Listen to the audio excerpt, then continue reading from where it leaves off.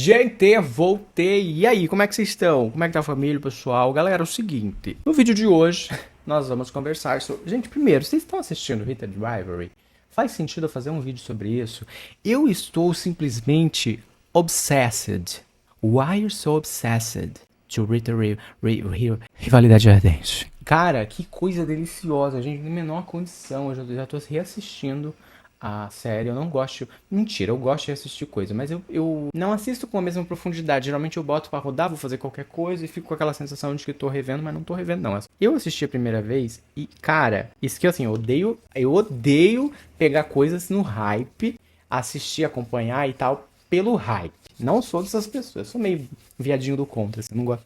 Ah, depois que passou o hype é que eu vou ver, que eu gosto. Ai, não, eu não vou me deixar ser moldado pela massa de não quero ser massa de manobra, as massas não me levam. Mentira, um vagabundo. Eu assisto.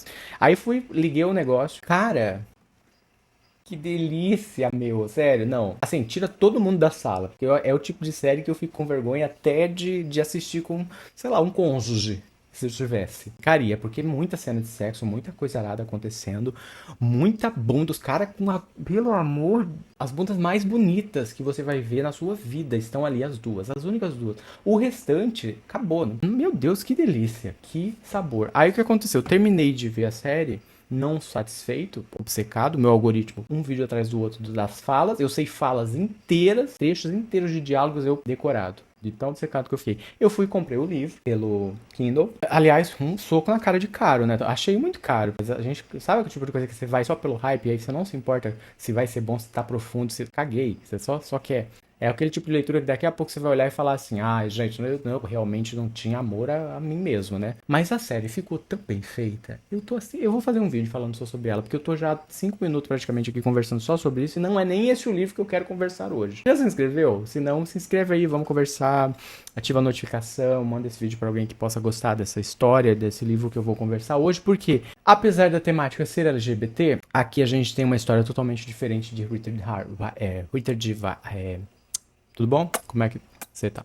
Heated Rivalry, ou a rivalidade ardente lá. E bota ardente. Hoje a gente vai conversar sobre Mentiras que Contamos do Philippe Besson, ou Philippe Besson, não sei, ele é um francês, ele escreveu Mentira que Contamos, que é um livrinho vendido ao auto-intitulado como autoficção, mas que, como eu disse no Reels que eu fiz pro Instagram, tem mais de auto do que ficção aqui. Ele fez pouca questão de deixar isso implícito, digamos assim. Porque o personagem do livro, inclusive, o personagem principal, se chama Felipe. Eu li esse livro aqui, pra você ter noção, em abril, acho que em abril do ano passado, abril, maio do ano passado, alguma coisa assim, e tinha esquecido, ficou ali. E não porque a história foi ruim e tal, mas porque na época eu tava meio na bad, e aí ele me bateu muito errado, assim, na época. Eu achei muito triste, pesado, e deixei. Fiz muitas marcaçõezinhas nele e tal, mas deixei de lado, assim, tive que dar uma... Sabe aquele tipo de história que você assiste, se você lê, você assiste, é ótimo. Aliás, tem um filme, que é a adaptação disso aqui, um filme francês, mas não sei se tá disponível em plataforma nenhuma. Dei uma pesquisada e eu acho que só clandestinamente, eu morro de preguiça de baixar. Hoje em dia, gente, pelo amor de Deus, com 35 anos na cara, eu não tenho mais paciência de baixar um torrent. Você fala, baixa um torrent. Ah, não, me dá um tiro, mas não me pede pra baixar um torrent. Eu não fui atrás, mas eu sei que tem um filme e todo mundo que assistiu o filme disse que é muito lindo e tal, enfim. Teve gente na internet, enquanto pesquisava a respeito sobre, que falava que isso aqui era meio que o Call Me By Your Name francês, alguma coisa assim. Gente, nada a ver, tá? Nossa, não pira, cara, não pira. Muito pesado isso aqui. Tem gatilhos bem sérios aqui, inclusive. Nada a ver. Nada a ver, assim. Tirando que é uma história LGBT, de dois caras. Ah, vá. LGBT do quê? Ah, podia ser de duas mulheres, né, também. Mas enfim, você entendeu. A história aqui fala de um romance entre dois garotos, o Tomás e o Felipe. Eles são do interior da França. Aliás, a França tem saído, hein? Nessas literaturinhas de... Pelo menos pra mim, a autoficção, muita coisa boa vem de lá. Tá, muita coisa boa não. Na verdade, vem o Felipe não, como é o nome dele? O Edouard Louis. Mas que já publicou muita coisa, eu já li tudo, então, sim, muita coisa. Me falta variedade de autores, mas tudo que eu leio me faz ter a sensação de que o interior da França é onde o rolê acontece. Ah, que Paris, garoto. Eu quero ir pro interior da França porque é lá que o bicho pega. A história se passa, na verdade, em 3 momentos do tempo, assim. 84, 2007, se eu não me engano, 2016. dar esses saltos. O Felipe conta a história do romance que ele teve com o Tomás quando eles eram adolescentes, lá no interior da França, numa cidade muito pequena. O Felipe era filho, se eu não me engano, de professores. Ele tinha uma família que era mais estudada, tinha mais formação e tal, então era um lar que tinha um melhor nível de educação, digamos assim. Então são pessoas que têm um nível maior de sensibilidade, digamos assim, para assuntos como sexualidade, por exemplo. E o Tomás já era filho de agricultores e naquela mesma cidade vivia uma realidade totalmente oposta, assim, um lugar de pessoas que tinham tradições muito fortes, familiares, sexualidade não tinha espaço nenhum, não se falava sobre isso, tinha esse machismo estrutural muito forte que a gente vê, enfim, um cenário total oposto que não cabia e não existia possibilidade de ser bem aceita uma pessoa que se identificasse como queer, LGBT, enfim, o termo que você quiser utilizar. E aí aqui a gente tem um clichêzinho, tá? Mas eu vou te dizer que não é um clichê porque é clichê não, tá? Eu acho que é clichê porque realmente acontece muito e eu por experiência própria já vi coisas um pouco parecidas, só em filmes, só em histórias, só em livros, Não, tem, tá? Eu como uma pessoa que foi adolescente no interior, fui um gayzinho de interior quando adolescente, posso garantir pra você que existe sim. Onde a gente tem o Felipe, que era uma pessoa mais sensível, mais introspectiva, e a gente tem o Tomás, que era um cara mais descolado, andava com uma galera meio legalzona, assim, e tal, e em ambientes totalmente opostos, grupos sociais, digamos assim, opostos, quando a gente pensa na dinâmica social que se desenrolava ali no ensino médio, na escola em que eles estudavam, mas de alguma forma eles se aproximam, então eles se conhecem ali um pouco e eles começam na surdina, obviamente, a manter encontros sexuais, e aí é isso. Sempre muito sexo envolvido. Por quê? Porque num ambiente, numa história ou numa realidade onde você não consegue expor o seu afeto publicamente, a única coisa que sobra, nas únicas possibilidades que você tem para se encontrar com a pessoa que é dona do seu afeto, é o quê? É escrever cartas? É jogar dominó? Não, gente, é transar. É isso que eles fazem aqui. Então são encontros geralmente escondidos, geralmente não sempre escondidos, sempre com muito sexo e tudo mais, e ele dá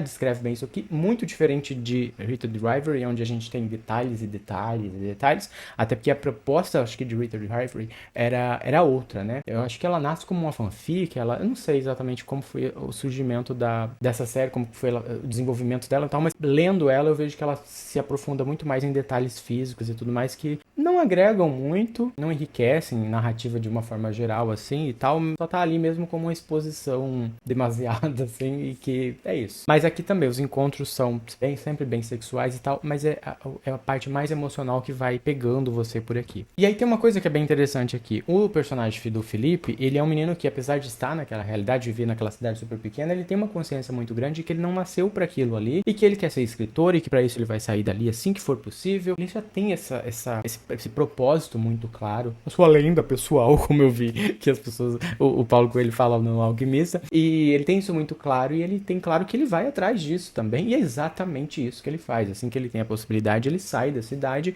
e desenvolve a sua carreira e se torna o escritor, que inclusive, né, publicou esse livro aqui. Do outro lado, a gente tem o Tomás, que também tem muito claro que as tradições que envolvem ali a família dele, aquele ambiente mais rural, agricultor, em que a família cresceu, se desenvolveu e vive há muitas gerações, não abre para ele muita possibilidade de querer sair dali, romper com esse ciclo e ir para outros lugares. Não, então ele também respeita muito esse lugar que foi determinado para ele muito antes dele existir. E apesar de se identificar como uma pessoa gay, um homem gay, ele tem como mais forte manter essa tradição e ficar ali, mesmo não conseguindo ser quem ele era, do que romper com isso e ir para outro lugar, ou mesmo ali, continuar ali sendo quem ele era de verdade, né? Colocando para fora essa sexualidade, vivendo ela da forma como ele gostaria de viver. Então você vê que são dois pontos de vista interessantes, né? Uma que esse lugar não me segura, não me prende, não me fará me odiar por ser quem eu sou, não mudarei por ele, e este lugar é tudo que eu tenho e eu preciso respeitar. São duas convicções muito fortes sobre ângulos diferentes, né, perspectivas diferentes sobre o que é ser e existir em um ambiente ali. Então eu acho isso muito, muito interessante, assim, né? Porque existe convicção de que aquilo é o certo a se fazer, mesmo quando você está num lado em que, de alguma ou de todas as formas, ele te molda, te prende, te encapsula, né? Dessas expectativas, nessas tradições e... Sabe essa coisa do ângulo de vista? Tudo é ponto de vista. A gente vê isso aqui.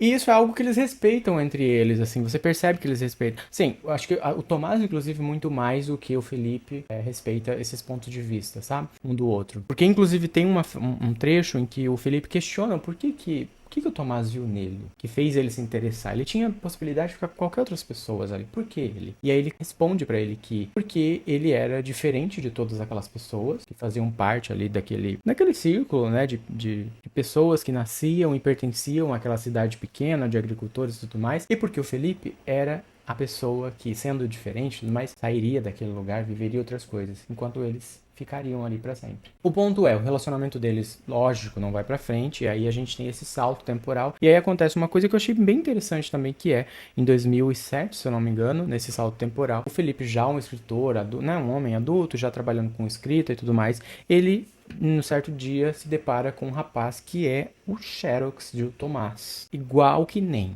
E ele fica pasmo com aquilo, vai atrás desse rapaz e descobre que esse rapaz na verdade é filho do Tomás. E aí eu fiquei tipo, ai meu Deus, o que vai acontecer aqui? Eu não quero que aconteça o que eu tô imaginando que vai acontecer, vai ser muito novelão barato, não, e não acontece, obrigado, que bom. O que acontece é que através do filho do Tomás a gente começa a descobrir. E o Felipe começa a relembrar dessa sua história, e é através desse encontro que a gente tem detalhes do que foi essa história deles dois na adolescência, e a gente começa a meio que escrever e descobrir o que foi a história do Tomás, depois da saída do Felipe daquela cidade, depois que eles pararam de se ver, e a gente vai preenchendo essas lacunas com essas lembranças que o filho vai trazendo, com as informações que o filho vai trazendo sobre quem o Tomás se tornou depois desse primeiro amor que eles tiveram, que até então nem era sabido, né, pelo filho, mas que a gente sabe que foi a vida que ele construiu depois que ele e o Felipe se separaram. E a gente vai preenchendo essas lacunas e tal, e aí você vai vendo uma vida de muita dificuldade emocional, uma vida de muita renúncia e uma conclusão super dolorosa, assim, pesada, sabe? E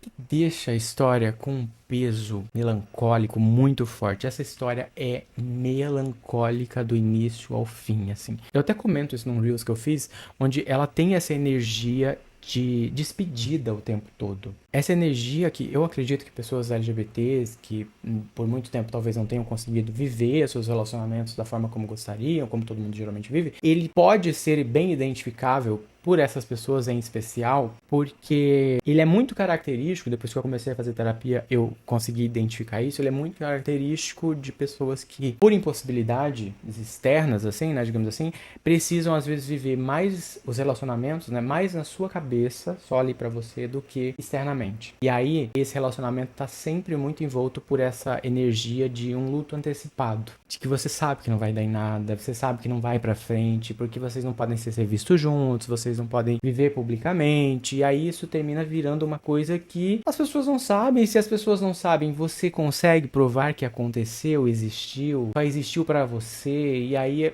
sabe? E aí o Felipe tem isso muito forte, se eu não me engano ele até tem um trecho da história em que ele comenta sobre os encontros deles terem sempre essa energia de, apesar de estar acontecendo, esse acontecimento já tinha esse tom de saudade de alguma coisa que ele ainda tinha. Esse é um peso de uma melancolia, assim, que você... É de ficar em câmera lenta, sabe? De você terminar e ter que assistir um episódio de um Chaves, de uma Hora da Aventura, um negócio pra te trazer um pouquinho mais de cor pra sua vida de novo e uma pitada de otimismo. É isso. Outro ponto que eu achei muito interessante, eu adoro livros que trazem intrinsecamente, não de forma explícita, porque eu já vi autor que já fez isso, autor de geração Z, autor de millennial e tal, e eu acho isso meio forçado, assim, é você querer forçar que aquilo tem uma trilha sonora. Mas quando o autor traz nas entrelinhas as músicas, ou tem trechos de músicas que aconteciam ou que rodavam, ou que estavam naquele contexto ali, né, sendo um dos elementos daquela situação, e ele menciona isso na história, eu acho isso fantástico.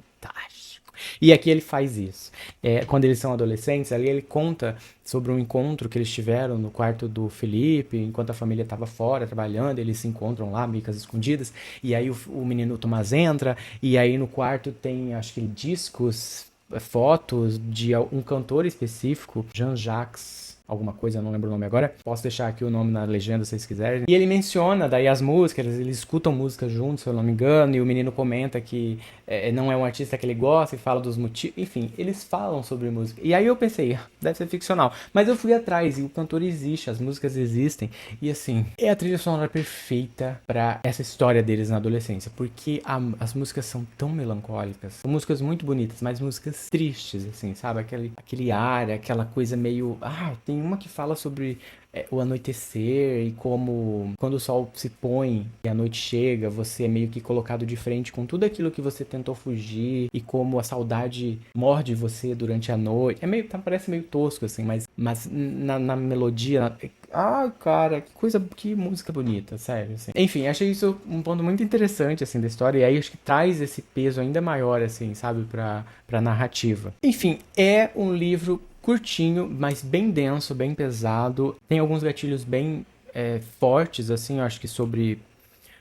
Você entendeu? Não é um livro rico em marcações, em frases que sejam bonitas, que causem impacto, ou que você queira depois replicar. Não. Não sei se é uma questão de tradução, mas a escrita ela é bem direta, o livro é curto, né? Então, acho que é uma característica também muito de autoficção, terem livros que geralmente são bem curtos, mas que, ao mesmo tempo que é direto e objetivo, é muito profundo, pesado, assim, acho que chega em você com muita potência, sabe? Tudo que é escrito. E eu acho isso muito legal. Recomendo, tá? Eu acho que quando você organiza na sua prateleira, digamos assim, né, de livros que você gosta, entre livros, no espacinho que você coloca leituras tristes, leituras densas, assim, né, emocionalmente falando, ele com certeza se coloca numa classificação muito boa, tá? Porque realmente ele é muito potente, uma história muito forte. Recomendo super o Mentiras que Contamos, eu acho que é uma leitura rápida, mas é aquilo, vai com calma, pega o que fizer sentido pra você. Tenha como carta na manga um episódio de Friends pra assistir depois, pra dar uma aliviada, uma desopilada dessa energia meio melancólica, porque é isso, assim. Às vezes eu terminava de ler um capítulo e eu ficava, tipo, quase aquela sensação de você estar em câmera lenta, assim, porque era tão... Mas ok, eu acho que isso, de uma certa forma, apesar, né, de não ser uma sensação muito boa, é uma das coisas que transformam a leitura ou que transformam o livro em algo bom. Levar você para aquele lugar e fazer com que você sinta de alguma forma, em algum nível, aquilo que aquelas personagens estavam sentindo. É o tipo de check que eu acho que todo escritor gostaria de dar quando escreve um livro, sabe? Esse check da empatia que o leitor precisa experimentar para ter a certeza de que leu alguma coisa que é boa, foi bem escrita. Esse foi o vídeo de hoje. Se você gostou, deixa seu like, compartilha com alguém que possa ter gostado, deixa comentários, sugestões. Eu quero sugestões, eu adoro sugestões de livros que possam ter mensagens parecidas, que você acha que eu possa gostar também e tal. E se você já leu também, comenta o que você achou, se fez sentido essa análise, enfim, a gente vai trocando essa ideia por aqui, tá bom? Beijo e até a próxima.